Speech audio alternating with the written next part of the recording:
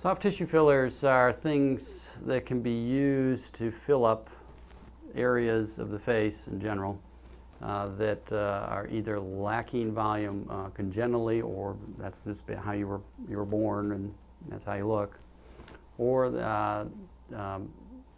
need volume that has been lost over time from what's known as fat atrophy.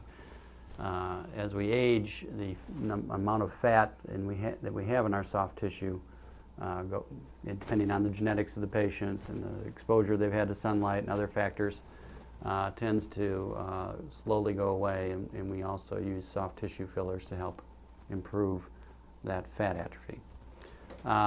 Soft tissue fillers have been around for years. There are really only two now presently available that I like. There are many others out there, but there are really only two that I use routinely, I should say. One of them is a hyaluronic acid product. Hyaluronic acid looks like a clear gel. It's made by two different companies, presently anyway. And the advantage of hyaluronic acid is it doesn't need to be skin tested. It's very easy to inject. It flows very nicely. It molds very nicely. And there's no reported problems post-operatively with allergic reactions or other inflammatory conditions. The disadvantage is it doesn't last as long as I'd like, but you know, that's always been a problem with soft tissue fillers, finding one that works really well and lasts a long time. But the hyaluronic acid products are great for patients that want to see plumping of the lip. For patients that have a thin lip or starting to see some of that, those radial lines starting to form in the lip, I prefer the hyaluronic acid products for that, for improving the lip area. Now, the other compound I use quite a bit is not a hyaluronic acid, but it's calcium hydroxyapatite. It looks like this white material. Calcium hydroxyapatite is, again, a natural compound.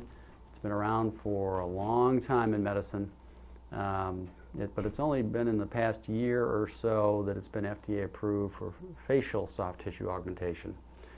I've personally been using it, however, since 2002, since I was part of the company's medical team that was evaluating the product. Now, the advantage of this product is it lasts about a year, maybe even a year and a half, depending on the patient, which is better than almost anything that's been on the market in the past. The other advantage is that it can be used to help patients that have soft tissue atrophy, so patients that have fat atrophy over time. So I use it a lot for patients that are developing deeper folds in their cheeks, developing that hollow look under their eye, patients that are losing a little fat in this area, patients that have a little howling in the jowl area. A lot of those patients might be better off with surgery, but there's some of those patients that don't want to undergo a procedure, and then we do have this alternative that we can offer them. We even call it a 3D facelift, even though it's really kind of not a facelift. It's kind of just trying to hide what happens in the mid-face and jowl area over time. So it's a nice procedure.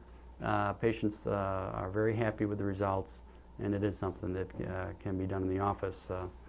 The last filler I want to talk a little bit about is silicone. Liquid injectable silicone is something that should only be used sparingly for cosmetic work, and it has to be used very carefully because it's a permanent filler. But I found if you